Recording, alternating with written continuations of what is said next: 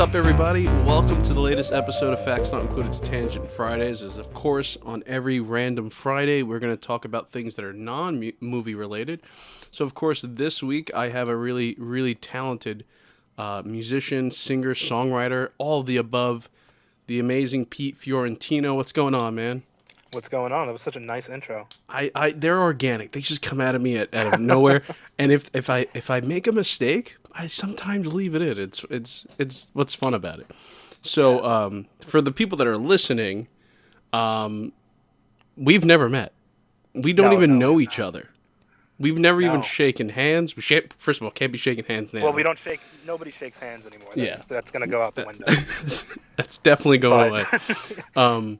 But tell the people how we kind of got connected. Sure. So you guys had interviewed Pasquale G a few months ago now at this point, and Pasquale is just one of my best friends.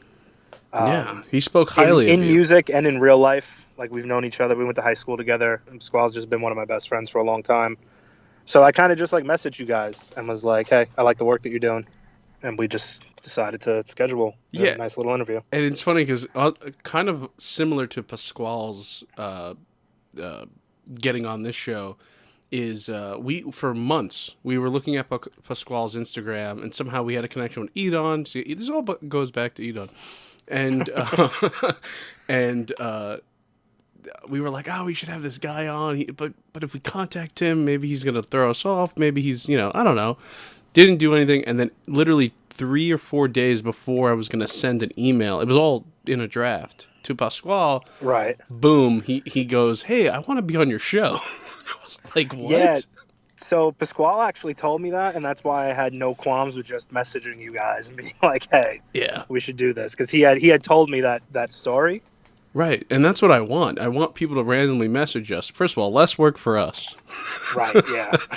Going out and finding people to interview must be difficult. And then it makes me feel good of like, oh shit, these people want to be on a show like this?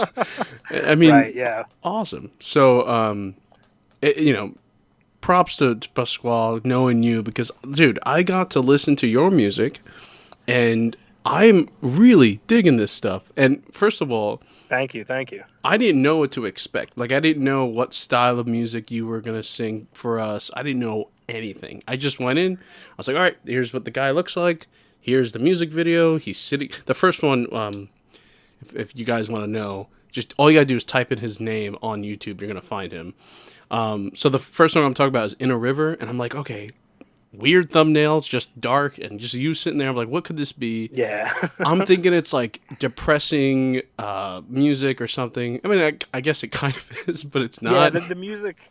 So my goal, musically, is to write about really, really depressing things. Yeah. But I'm slowly drifting into trying to make them sound happy while the subject matter is still dark. Yeah, and we can get into with each of your videos, because I think the most joyful one is, of course, The Color of the House, even though it is the darkest of tonality is that song. You literally have a gun pointed to your head at one point in the video. And actually, I want to talk about that video, because for me, that is my favorite one, only because it's so colorful, it's so vibrant, and the shirt you're wearing is pretty awesome. But also, where did this idea for that song even arise? Where did that come from?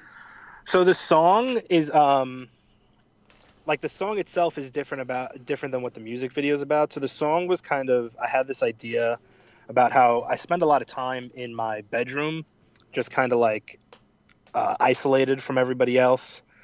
And the only other person that is in my bedroom constantly all the time is I have this little fish that lives in a bowl. And it was just this nice little, I guess, nod to the fish, but also how it was kind of weird that it's okay for this living animal to live in such a small space, and when I live in such a tiny, tiny little space, it kind of makes me uncomfortable, and it was just a weird juxtaposition between the two lives and why it's okay for one and not okay for the other, mentally. And then the video is just all my music videos are directed by Nick Molinari. I looked him up. Is Is that any connection to the guy who has done some web series called Experience Curve? Yes, yeah, that's I was watching that. It's not bad. I actually yeah. dug He that. he makes some good stuff. So Experience Curve, I don't know exactly what he did on Experience Curve. I think Totally, he was totally. the director of photography Okay, for the first season or so. But we've actually been friends since high school. Also, he went to high school with me and Pasquale. nice. And he makes movies. I believe he has a movie called The Killer in the House that's on Amazon. So you could rent that and watch that. I've done the music in all of his movies. The last two I didn't do all of the music, but for The Killer in the House, Dope. I did all of his music. Yeah.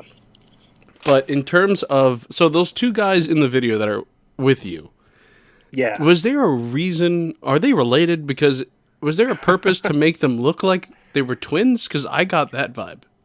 Right. So the original idea for the video that we were going to have like a thing 1 and thing 2 Gotcha. and just have them like slowly make my day more and more miserable. Mm-hmm. And then when we went to go buy supplies, it turned into like a birthday party, just like a birthday party that turns into an anxiety like nightmare. Yeah, for those that have a hard time watching people going through tough things, don't watch the music video, but definitely listen to it on Spotify. Yeah. Listen to the song and then It's gut wrenching if you don't particularly like seeing people get harassed. I guess in that sense. But it's a fun thing to watch. yeah. So those two guys are Chris and Tyler. They're also two of my best friends. Basically, everything I do, I just do with my friends. Yeah, absolutely. But Chris is a musician also. You can check out his music on Spotify, everywhere else. Christopher Toronto. But he plays instruments on my songs as well. So of the 3 songs that are out, he played the guitar on all 3 songs and the bass. We kind of like write the parts together, and he's the most talented musician I've ever met. Wow. So he just gets those parts that I write, and then he just plays them so cleanly that it just kind of it does a real number on the song. Yeah, And he's involved in the vocals too of Hear It Back, and he does some of the gang vocals in A River. So in terms of music videos, you only have 3, right? Are there plans for making more? Yeah, so I do a song and a music video every month is the project that I'm working on right now. Nice. I like that. I respect that. Give So we yourself have- some breathing room. Yeah, it gives me some breathing room, and it doesn't. When I first started making music on my own, I was thinking about how to properly put out an EP or an album and how that would work, and I just thought that people don't really seem interested in listening to 12 straight songs in a row of someone that they don't know. Mm-hmm. So to hook them in, I thought it'd be easier to just put out a song a month, and it's better on me too because it's not like I have the 12 songs for the year, Mm-hmm. recorded and done, and they just come out one at a time. So this way, it gives me the opportunity to kind of stay fresh and put out things that I'm thinking of right now. Yeah, I actually respect that idea, especially in the world that we live in, where music is every other day. There's something new coming out. Someone's dropping something new. It's Right. it's refreshing seeing what you could put on a twist come March 2020 versus October 2020. Even though it's the same song lyrically, that music video might be completely different than what you had originally had planned. Right. The world is changing, especially the world we live in now. Things are just so different now than they were a week ago. So Yeah. it's tonally your mind's gonna be my point is, would you have made In a River 6 months from now? Probably not. The way that you made it 3 months ago. Probably. It's Yeah, it's so this it's whole a good- other thing going on there. But I'm actually very curious because I think we brought this up with Pasquale, and it's very interesting. And I've actually on this too. And any musician we've ever had on is what made you into music? Get you into music? Were you playing an instrument at one point? Were you always singing? How did you get into it? So I don't really come from a super musical family. No one in my family really plays instruments. My dad played the accordion for a little while when he was a kid. Mhm. Um, but so all the instruments I know, I kind of taught myself. In high school, I was in the band, and I didn't really want to be in it, but it was just like a school band. I played the saxophone, but I was always like really, really into rap music from when I was a little kid. Right. And just constantly hearing it on the radio. I think the first time I recorded, I was like 13 with my friend Connor, and we made 2 songs in his garage, and they were like really, really bad. But I just really enjoyed doing it, and I never stopped. I was in a band called Brevity for a little while. Right. I've heard about that. Oh yeah, yeah. Pino Pasquale had told you guys all about that. Yeah. And I just, never really stopped. When Brevity ended, I hadn't put out music for like 3 years at the time, and I decided that I just wanted to get back into it and start releasing stuff on my own. And Brevity was a different style, right? It wasn't the same thing you're doing now. Yeah, so when Brevity started, it was actually just me and one other person, who's my friend Pat, who also went to high school with me, Nick, and Pasquale. I love it. Yeah. And we were just like, it was like a hip hop duo, but he was the producer and I was like the rapper, vocalist Gotcha. on every song. But then we decided we wanted to become like a band who was doing hip hop, but more like with like a punk element. So we found a drummer. His name is Doug, and a bassist named John. And we started playing more like band-esque rap music. But that only lasted like 1 EP, and then everyone kind of like grew up except me. Right. So, But that's fine. That's totally good. Look at Tom DeLonge. A guy's still acting like he's 15. yeah. It's I wonderful. hope I don't have the same mental state as Tom DeLonge No. when I grow up. I hope not either, because every 5 seconds, aliens. Yeah, yeah. He thinks we're He's going to be. if he's not right, it's gonna seem crazy. Yeah, right. You're totally correct with that. So in terms of, so it seemed pretty natural, I guess. It's just you liked music, you got into singing at some point, and you were playing it already at some point. So it just seemed like just a natural progression to get to where you're at now. Yeah, it was never like a thought to me to not make music. Right. Wow. So I was just always making it and, putting it out. And now this is just a more like structured project with other people's collaborative efforts in. That's pretty well. But, I have to respect that, because for so many people, the thing that they love the most, it is the thing that comes naturally to them. It is the thing that they've never thought about second. It's always been second nature to them, and it seems like that's the case for you. And that's pretty powerful that you were able to tap into that thing that I guess you were meant to do. What's pretty cool about it is that you're also not bad at doing it either. I'll give you that. That took a long time too. I was not always good at doing any type of music. Right. I mean, these songs are the first time I've ever played instruments on any songs. Like all the other ones were either beats other people had made, or I had a band. So it has been like a long period of just constantly trying to learn new ways to do what I want to do.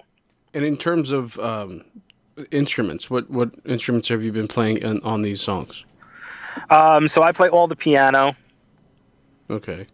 All the drums are like programmed, like hip hop production drums, but I write them all. I put them all together. So I write all of the lines, like all of the piano parts, all of the bass parts, and all of the synths and drums.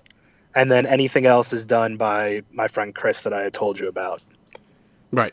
Who normally guitars, and he'll play the bass lines out that I'm writing, because I write them well and I play them sloppy, because bass is not a strong instrument of mine. But I would say piano is like my main instrument. In terms of collaboration with those guys, is there any sort of because I know for me, when it comes to like writing stuff down, whether it's when I was in high school I was writing songs, but literally they were just bullshit songs. But like in terms of writing like a script or something, I sit down. I have my own method for me personally. But if I ever sit down with a group of people and we collaborate as a story group, I guess there is some sort of personal style that I kind of like leave at home, and because you can't really do everything you do alone with people. So is there any sort of style that you guys have together when you're collaborating? Or is there like more coming from you than there is coming from any of the other guys, or is it just you think it's everyone gives their equal due? Everyone's definitely given their equal due. I mean, for the most part, it's really just me on these songs. It's really just me and Chris.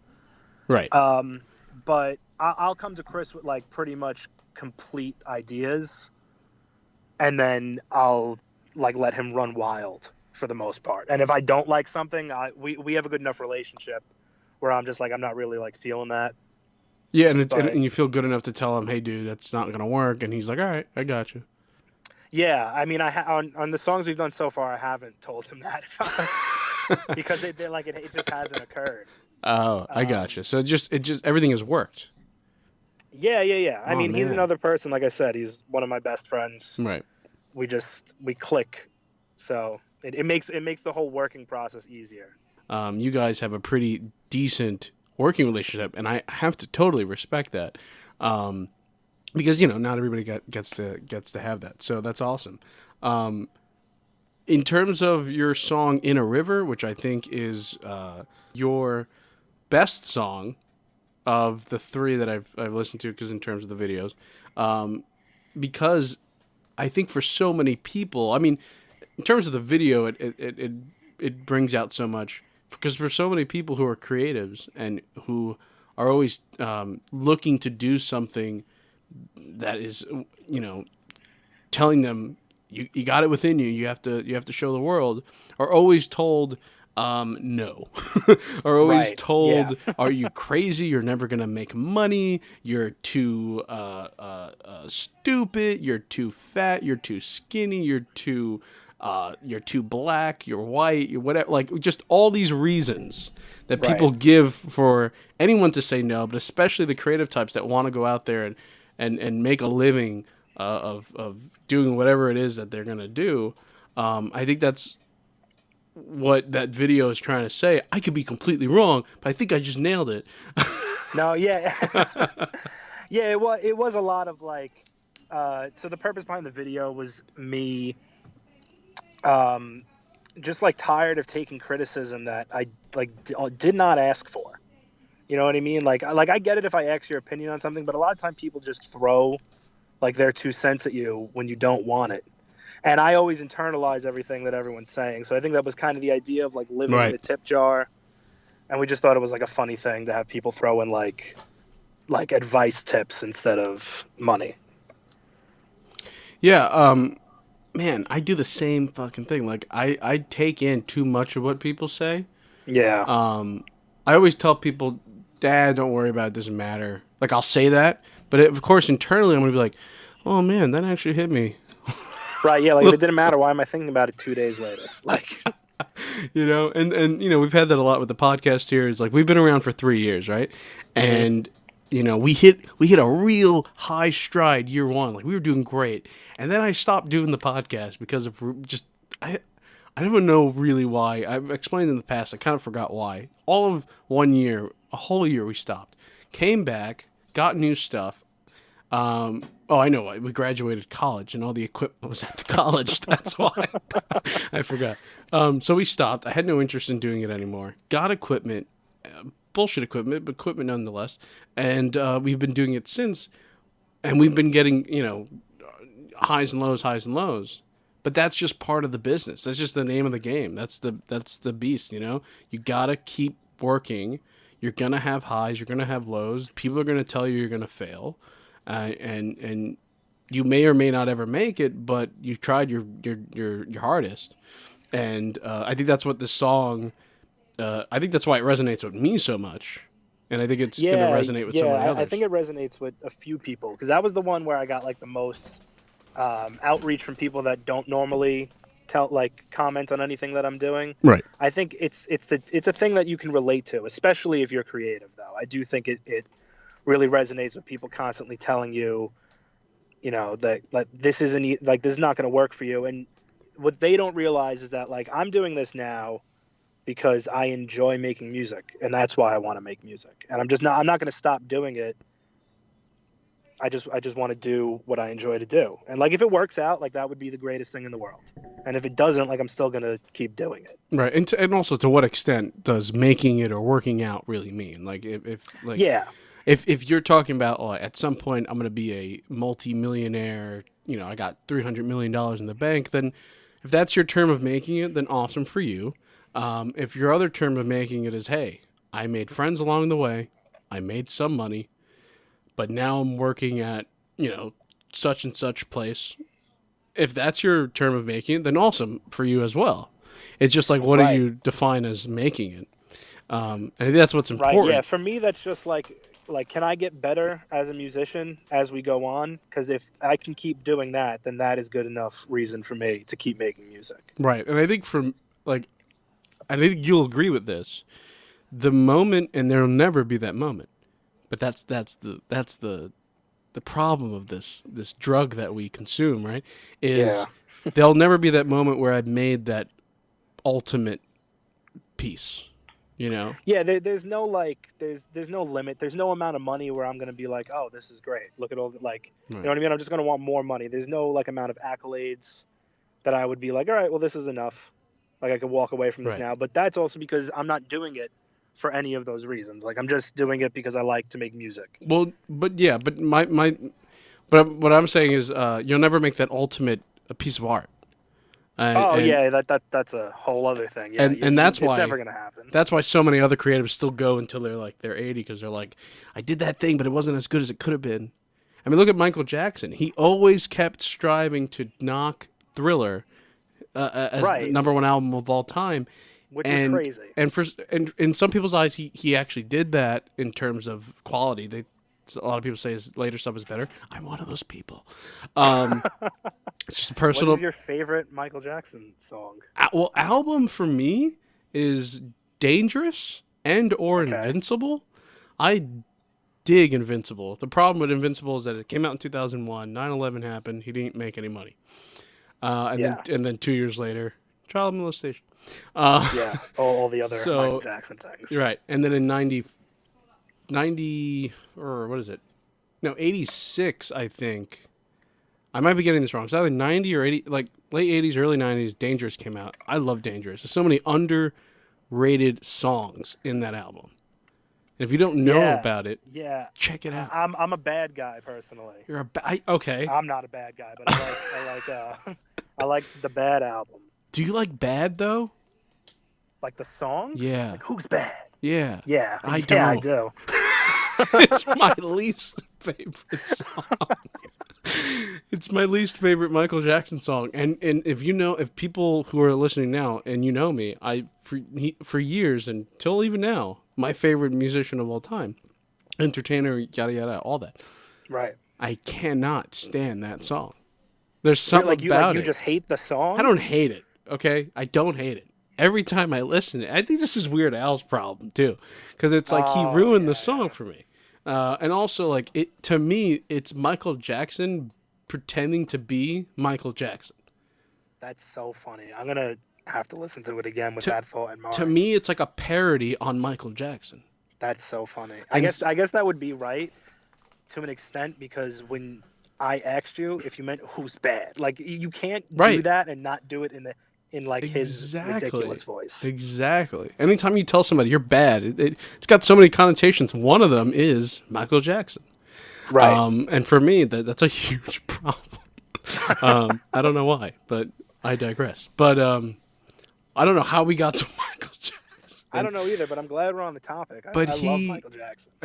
Come on, you can't top that. Yeah, I grew in up terms with, of, like I said, my parents aren't like musical people. Right. But I'd say each one of my parents gave me like a musical influence that they would play around the house, and my mom's was Michael Jackson. She was super, super into them. And my dad's was Billy Joel, who might be my favorite musician ever. Yeah. In terms of Michael Jackson, was she playing all of his stuff, or like most people just playing the hits? she was definitely playing Thriller like in full Yeah.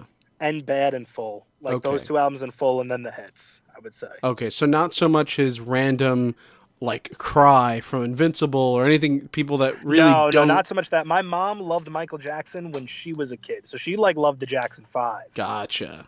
which I also love the Jackson 5. My Absolutely. favorite song ever is I Want You Back. Yeah, that is a badass song, and don't let Yeah. anyone else tell you that it's not. It's literally Oh, I never will. it's it is so powerful, that song. And I guess a lot has to credit to Michael, but man, That bass line, it has a lot to do Yeah. with Michael, but that bass line is just like that's true. one of my favorite That's things true. in music ever. It's such an iconic bass line, and it's also I mean, I'm sure you've definitely seen it, but them dancing to it is like Yeah. is just it just fits, and it's so beautiful.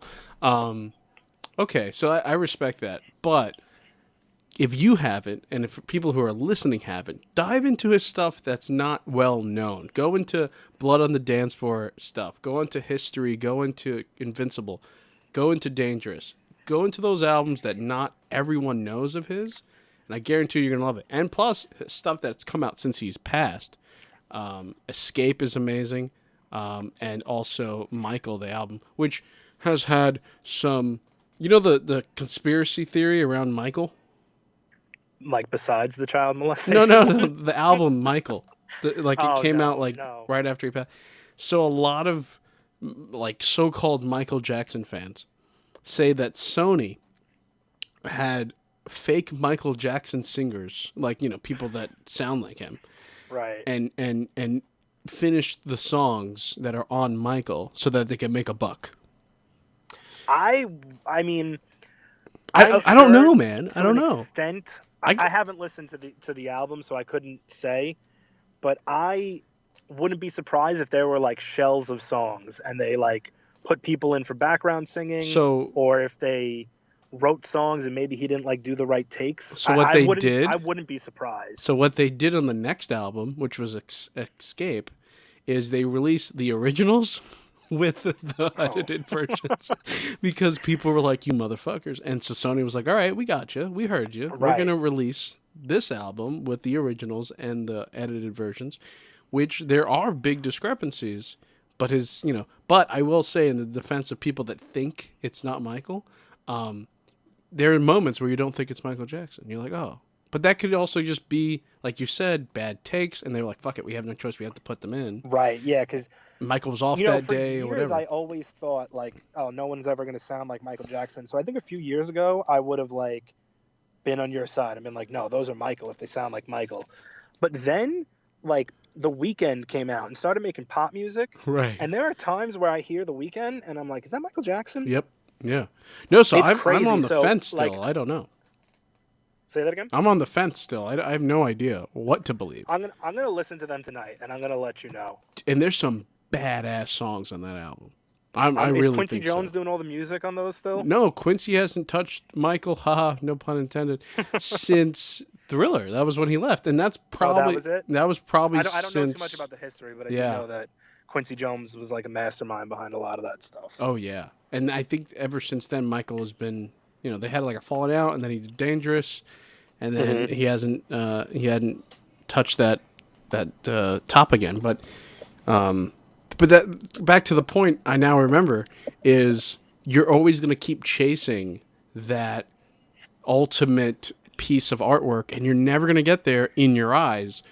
Though your fans might think you've gotten there and done it, you're never, as the creative person, ever going to get to that point.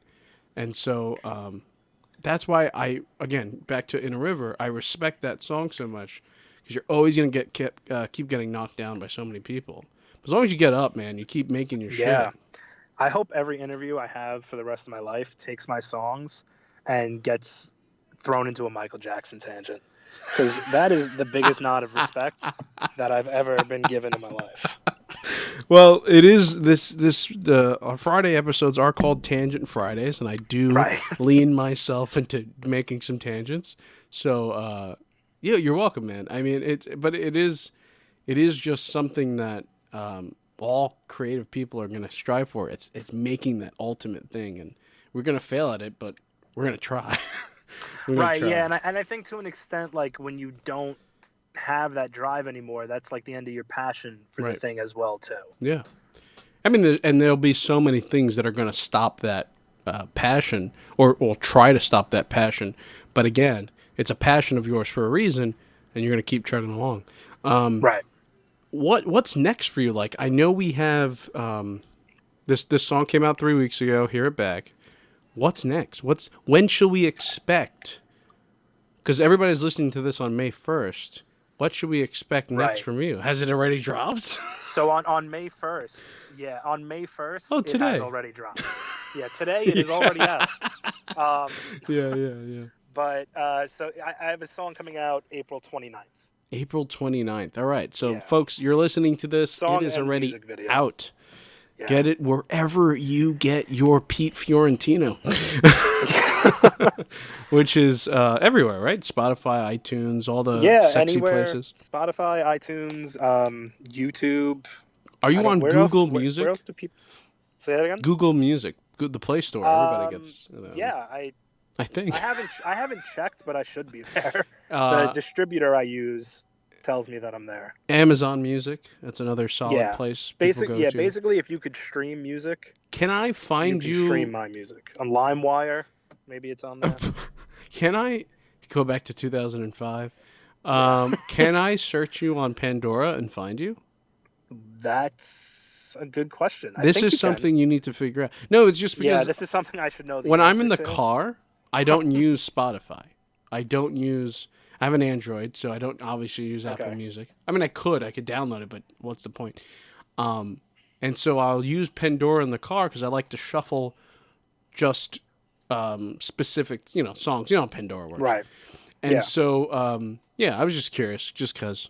You should. The music should be there. Basically, if there's a Fucking streaming wild. service, That's you should be able awesome. to search Pete Fiorentino and Yeah. find my songs. That's amazing. That's pretty wild. I know we're on Pandora, just in case people didn't know that. And what was it? I remember years ago when we started the podcast, and like the big thing for us was to get on iTunes, which is, I Right. know sounds so easy now, but a few years ago it was, and I think it's still the case now. You have to send them all this stuff. They have to agree to it. And now the new big thing to get on is Spotify. And it's like, ooh, if you're on Spotify, you're awesome. You've made it. And Spotify, I love you guys, but it's a hassle to get accepted into Spotify. Is it? Yeah. It took us 3 weeks to get an okay from them. I guess I don't know if it was through who we use as a platform feed, but I don't know. It was whatever. But we're on there, and we've been on there for a long time. But my issue with Spotify, I don't know if you've had this issue with Spotify. I don't get notifications when something comes out. Is I that use just a me Apple thing? Music. Oh, I use okay. Apple Music. I I got used to use Spotify. They didn't really notify me about anything. One of my favorite podcasts on a personal level, which of course on a professional level it's this one, but on a personal, But on a personal level, which one is it? I'm not going to say it. No, I've talked about them before. Last podcast on the left, they talk a lot about serial killers and murderers Okay. and conspiracy theory, all this crazy fun stuff. They have moved exclusively to Spotify, and because they're so massive, they're fucking huge. Well, some of those people do have Joe Budden's podcast Right. is like exclusively on Spotify. Right. Like they just signed a deal with them. But it's like, if you use Spotify, that's great. I don't, other than for Right. them now. And it's like, but then I had missed out on like 6 weeks of episodes because I never got notifications when it came out. And so I forgot about them, even though I listened to them. It was weird because I was like, wait, why am I seeing them in my feed? Oh, shithead, it's on Spotify. And then, all this nonsense. So Spotify, Yeah, I used get to your be shit big together. into podcasts because I was driving like all of the time, but Yeah. now I don't drive anywhere. because Why I is don't leave that? My house. Oh. Because we're in quarantine. Right, well, I thought you were talking about in general. No, you don't drive not here. not in general. Once was like, this ends, what I'm happened? Sure, I'll be driving all Oh. over the place again. Yeah, and for those that don't know, you're a New York man, right? You're a New Yorker. Yeah, Is I that... live in Staten Island. Guess what? So do we. I mean, Do so you do I, guys? but the other guys that do the podcast do not. Oh, I would have loved to do this in person, We but could have done this in we person. can do this. We can do part two in We could person. do, dude. Everyone who's ever been on again is going to be on again. It's just because, Right. I have a good time with all our guests. But that's cool. We could talk about that later, because we have serious business to take care Right. There's serious things about Michael Jackson and Spotify that Right. need to be discussed. of. Something I wanted to ask you, and I think it's kind of, I think we've kind of brushed upon it and whatnot. What really motivates you, I suppose, in terms of writing? Because I know for me, if something I recently watched or something I recently experienced on the streets, the hard streets of Staten Island, I'll go, oh, I gotta jot that down. And Right. and if you know me, I always walk around with a pen and paper or some sort of device in my phone to jot something down. I always have a pad in the car. I have tons of legal pads in my room. Is what really motivates you to write something down? So sometimes it's like a phrase that I'll hear or that I'll like make up in my head. And even if I made it up in my head, I probably heard it from someone else and I'm just like giving myself more clever credit 3 days later. But it's stuck around in my mind. But a lot of the taglines for my songs are things that I like, phrases that I heard or phrases that I said to people that just like didn't leave my head 3, 4, 5 days later. Oh wow. So a lot of these songs are written about either specific people or specific instances of my life. And what I like to do is my idea of workshopping a song out lyrically is to have a conversation with someone about the like specific moment or the specific person and not try to fish out lyrics, just literally like just talk to them about it and I'll write things down. Like sometimes Pasquale is that person. I'll just go to his house and we'll just both just talk about like everything that's going on in our lives. And a lot of the like my lyrics just come from like conversations I'm having with people. Yeah, that's beautiful. I don't know if you know. Well, I'm sure you know Kevin Smith, right? Yeah, The director. I'm a big Clerks 2, big favorite movie of mine. Dude, I am. Same Kevin Smith, right? I don't want to Yeah, sound yeah, like I know yeah, what I'm yeah, talking yeah, about. Yeah. And did he do Dogma too? I know Jay and Silent Bob. Absolutely. I love Dogma. Absolutely. I've loved Dogma since I was a little kid. Dude, you're the only person I've ever met that likes him besides me. Oh, Because do people not like him? no, it's just everyone's like, whatever. He sucks. All that stuff. I like them. I like the movies I've seen. And what was that? Didn't he do that that like horror movie with John Goodman? Red Did he do State. that? Yeah, Yeah. I like that too. That's my favorite. Probably like his most serious movie. You know what's so funny is when we first decided we were going to do this, I don't really watch a lot of movies, and I was worried that we were going to hit like a lull where I didn't know what to talk about movie wise. But I can't believe that you brought up Kevin Smith and we're having like a whole conversation. Well, all of our listeners, and especially Antonio and Mike, our other co-host, will not be surprised that I brought up Kevin Smith. I bring him up all the time. I am the resident Kevin Smith guy. I am also sometimes I shave my beard, and everybody thinks you look like Kevin Smith. So yeah, perfect timing, right? It was going to happen eventually. No, but I bring him up because I look up to so much because of this one specific reason. He makes do with what he has. He like look at Clerks. It's a movie that he made. I don't know if you know the history of how he made it, but I'm just gonna explain it. He maxed out all his credit cards. He didn't do it in color because it would have been too costly. Right. He did it in black and white, and he got his shit done. And he's a man of nothing. If you know anything from his background, he's pretty much poor most of his life. In New Jersey and whatnot. Pretty much 40 minutes from here. Yeah, one of my really, really good friends lives down the block from the Clerks Deli. Gosh, that's pretty cool. So See? yeah. But like he came from nothing, and look at him now. Like he's made it to the top. So I gotta respect that. And so he's someone that's always doing something. But what he's also doing is, to your point that you were talking about, is his experiences, and all of his movies come from his experiences in life. Clerks is his life. Mallrats is his life. So on and so forth. Dogma is about his experience of leaving the Catholic Church, not being a Catholic anymore. You know, and so I didn't know that. yeah, I love Dogma. he spoke about that many times on his podcast, which he has many of. But yeah, so experiences that we go through is what makes us write what we write. Yeah, I tried to write songs a while back to like sound cool. I won't even lie. Like I tried to do that. Like I didn't put any of them out, but they all sounded terrible. Like I'm not that I'm like not cool, but I'm not cool in like that way where I could like confidently talk about the things that are cool in music. I just have to talk about like what's going on with me. Yeah, I mean, and it's also genuine. You can't go into something that talk about a specific thing and you don't know about it. Like you Right. and I could sit here and try to say we're going to talk about origami for the next 6 hours, but it's going to end in 5 seconds. Yeah. Unless you know about origami, and I know nothing. And so that's my point. So like, it's just how it is. Do you think paper airplanes are origami? Would that count? I guess it's a I know this form is of. like not even on brand. I love that we're getting there. No, I think that's a form of origami. It's got to be some sort. It's got to be, right? Maybe that's where it's from too. Maybe people were like, "Wait, look what they're doing. We could do it too, but all we could do is this. Yeah, we could but just make ours planes. could fly. Yeah, we can just make. Yeah, we can't throw a little pelican. We could throw this. Yeah, I'm sure. Maybe that is where it's from too. Like Maybe. like you and I right now. Total imbeciles to all this. I bet it's a simple Google search. Where did the paper airplane come from? And boom, origins origami. Yeah.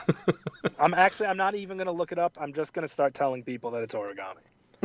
I'm not, no fact checking needed. No, because again, we're facts not included, and that's just our whole shtick here. But hey, what was? Oh yeah, no, because it's a good point though, because we can't write about what we don't know, and it's just common knowledge. I mean, look at. I mean, I guess that's wrong to say because there are plenty of artists that do that and get away with it, and yada yada yada. But for me, I like to know that what I've created came out of something that I've experienced. I don't know whether or not 50 Cent, Taylor Swift, Josh Groban, whatever, I'm going to keep naming random people, experience the things that they sing about. Right. But I would like to think that they have. I would like to think that Eminem has gone through everything he's singing about. I would like to think that, I don't know, Frank Sinatra, wanted to fly to the moon. I don't know. But, which I know he didn't write, okay? Yeah, I get think so many that's people going to. part of the, like, I think when you get to, like, that global level of appeal, part of it is, like, selling who you are to an extent, too. Like, I think you're trying to make an image, so you either have to talk about things that are, like, real to you and are your image, or you have to learn to stick to your image and, like, kind of write to this made-up image that you're giving yourself. And I feel like the latter of those two is so difficult to do long-term. Yeah. That I wouldn't want to get stuck in that mode of doing it that way. Yeah, and it's the same thing with directing a film, right? A lot of film directors won't write what they have to direct, but some of them will only direct what they have written. Right. Yeah. Like, doesn't Quentin Tarantino like only directs his own movies, right? Yeah. Kevin does the same thing, and he did it once where he didn't write it, and it was a complete catastrophe in his eyes. What was that? He did Cop Out with I don't know what that is. Bruce Willis. Yes. And Tracy Morgan. Well, they did a movie Sure together. You might have seen the movie because it was like. Is it like a buddy cop movie? With the two of them? I haven't seen it, but that's okay. What I'm envisioning. So it's exactly perfect. See, you're Hollywood right there. Hollywood, circa 2009. Yeah, but yeah. So he did it. It was a disaster. But my point is, a lot of people won't do it. They only will make what they've written, and I'm a big proponent of that. Like I'm so about that. Yeah, I think when you're not doing it, then it's just like work. And who would want to do work when you can just do something that you like love as opposed to doing work? You know what I mean? Yeah, I actually have a weird segue question to this, but it kind of connects. Do you personally feel encroached or attacked, maybe, if because I sometimes do when it comes to having all hands in a basket. Would you rather have that, or would you be like do you have the balls to step away from something you created or help create and be like, no, these are the people that I could trust to put this into fruition? Um, that's a difficult question. It is, right? You It mean is. like when like a creative work is So completed and then giving it to someone else so to like I'll give an distribute? example. So like Yeah. in terms of making a movie, Hmm. let's say I wrote the movie. But while writing the movie, I was like, yeah, when I'm also the DP of this movie, I'm gonna also make sure that I get this done. And then while I'm also directing this movie, I'm DPing and have written, I'm gonna be doing this while direct. Like, would you rather be the guy who's in charge of everything, or are you okay to be like, okay, wait a minute, I wrote the song, but I'm totally fine with not never having to have to direct the video, never having to have to, come up with anything past Oh writing no, the no, no, song. no. I would I don't want have to. I don't even have I to. want to be involved in See, everything you that do, right? is going to have my name on it. Right. Yeah. Exactly. And like in terms of making sure that, hey, yes, I wrote it, but am I gonna sing it? Hell yeah, I'm gonna sing that song I wrote. Hell Right. yeah, I'm gonna be the pianist on that song. The guitar riffs. That's all gonna be me.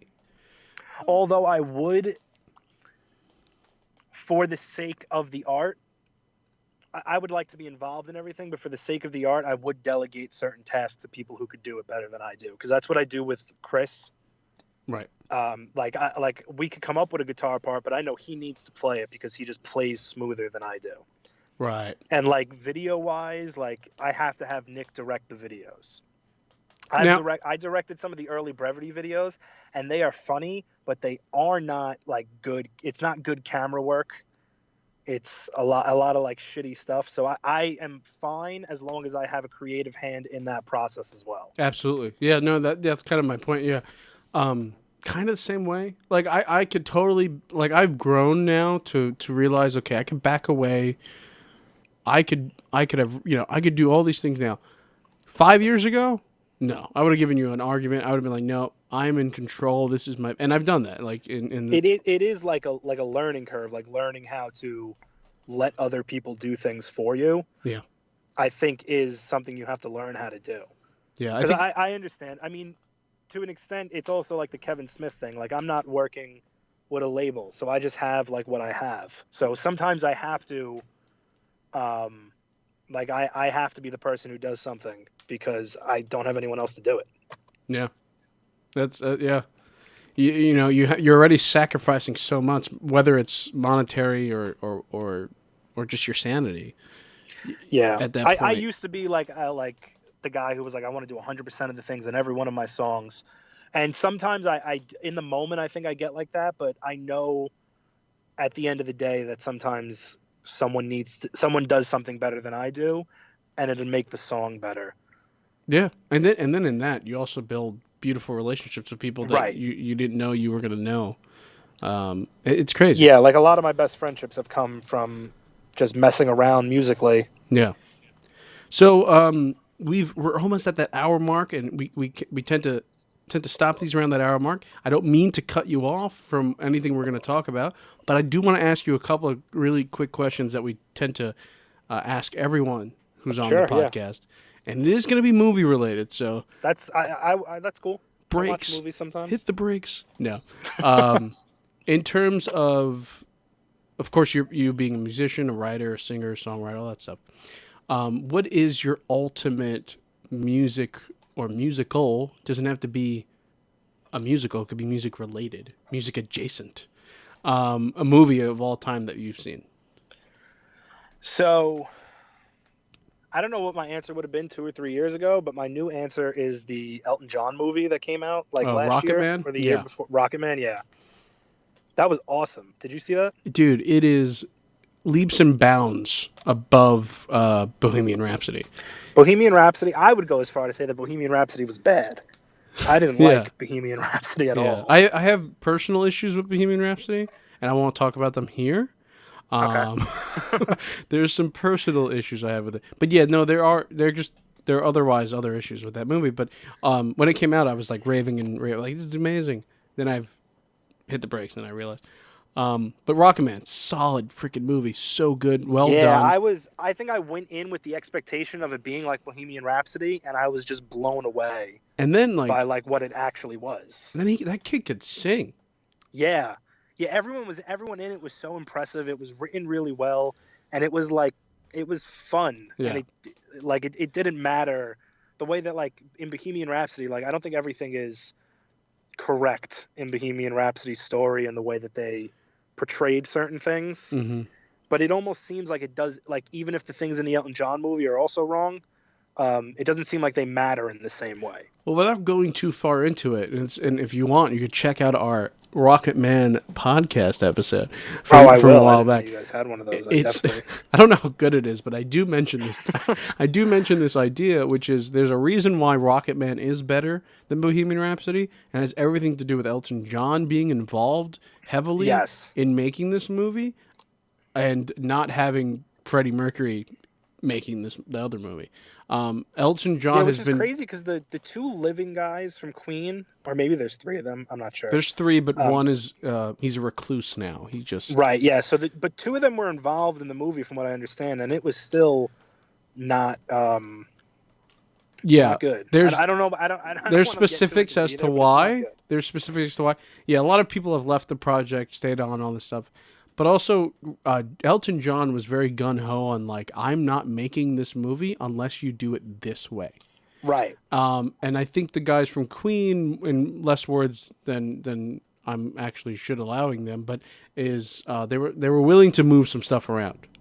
Yeah. In terms yeah, of it did seem that way. Elton John was like, no, fuck you guys, because I'm not doing like he had originally gone to Disney years ago when because Disney has other film subsidiaries that'll do like an adult movie, like adult movie? like Miramax, An Elton John adult movie. right? Well, I mean, no, No, I'm kidding. Rocket Man is very adult for Disney. Like, imagine Disney making Rocket Man, unheard of. Yeah. No. There's... So like it would have been under the Miramax umbrella or something else. Miramax used to do a lot of Kevin Smith stuff. Okay. But anyway, he had went through them and it fell through all this stuff. So okay, Rocket Man's your music movie. What is your all-time favorite movie? I mean, I know it's hard because for me, I can't even fucking think of that. But like, what's So, a movie that you like? Are you asking me my favorite movie or what I think like the best movie I've ever seen? If you have the answers to both, drop them. Okay. So I think the best movie that I've ever seen Yeah. is The Usual Suspects. Okay. I really, really like that movie. My favorite movie, however, is Hardball with Keanu Reeves. Wait. Dude. What? Okay. It's not in my top whatever, but it is a movie for me. I guess like in your case, it's not the greatest movie of all time, but you know, that fucking movie hit me like a brick when I was a kid. That is the I could watch that hard. movie It is. every day. It is one of the hardest movies to watch, especially when the kid dies like randomly. Yeah, I've only cried twice watching movies in my life, and one of them is like totally like if I tell you out of context what's going on, like you haven't seen the movie, and I just tell you a small detail about the scene that made me cry. One of them would be like I was like, oh, this kid's dad died, and he's like begging his dad to get up, and his dad can't get up because he's dead, which is the scene from The Lion King Right. when Mufasa dies and Simba's like, Dad, get up, Dad, get up. Absolutely. When I was little, that made me cry. When I was a bit older and I saw Hardball, could you imagine if I was just telling us the story about times I've cried during movies to people, and I was like, oh yeah, no, I cried during a Keanu Reeves monologue. Like that sounds insane. But the monologue he gives, like for the eulogy at the funeral, Right. and they like show the flashbacks, and G Baby's arms are up in the air, and he gets the hit. I'm like, this is the saddest fucking thing I've ever seen in my entire life. Yeah. No. It's a dude. I appreciate that. That is a deep cut movie. That is Yeah. a deep cut. And also, I'm looking up right now. It came out literally 4 days after September 11th. Did it really? Wow, I Yeah, did not know and that. I saw it in theaters. I know that because then I subsequently had watched it many times growing up. But man, what a deep cut! Such a solid freaking movie. And then of course, what was the kid, the picture that always kept listening to Biggie Smalls? Jamal. Jamal. He's got the headphones that he played Big Papa out of the Right. headphones. Yeah, dude. And If then you they haven't don't let seen him, this, they kick him off the team. I could talk about this movie we could do a whole podcast about Hardball. dude, we're gonna do that. Michael B. Jordan's in that movie. Michael B. Jordan, is he Jamal? Is he in that movie?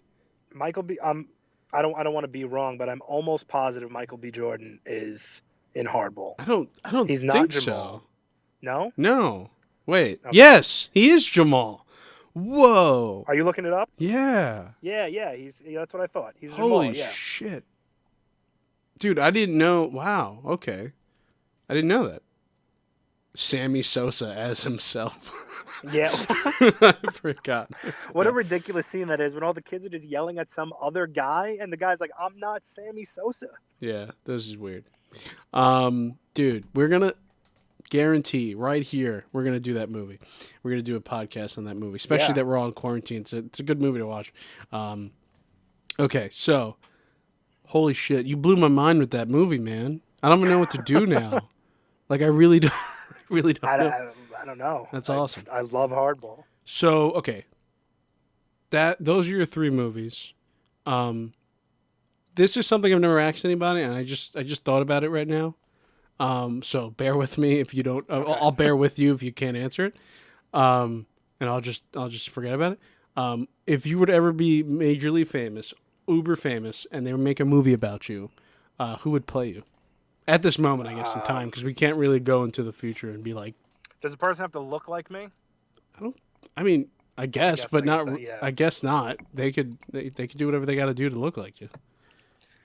It's a CGI'd movie. It's like in The Irishman when they have Exactly. There you go. like the guy walks like he's 65, but They're has gonna the face spend of a 20-year-old. They're gonna spend hundreds of $1,000,000 for a movie for you, Pete. Who's playing I you? think that you should take like the face of someone like Jonah Hill Nice. and then just put him on the body of like a Channing Tatum. If I could do whatever I want, Channing we'll Tatum. go with that. Channing. I think Channing could do it by himself, though. I think he could pull that off by himself. Probably, but it would be too unbelievable. Be too. Like you couldn't look at that guy and be like, "Oh yeah, there's a movie about Pete."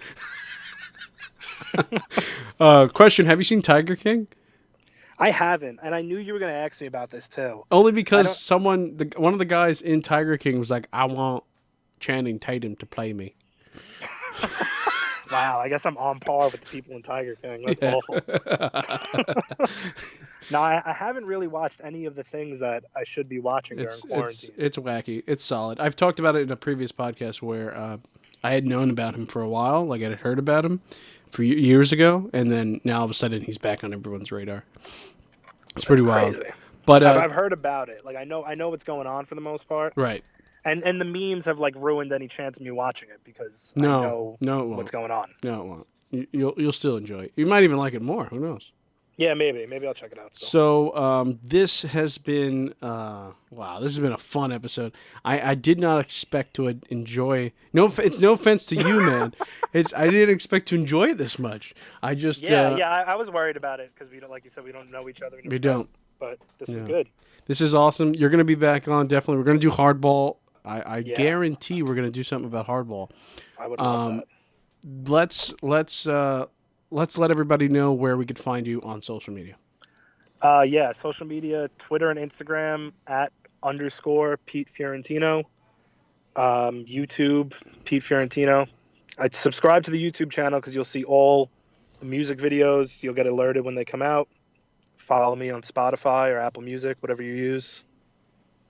All right, that's Pretty much it. That's awesome, man. So this has been Facts Not Included's Tangent Friday.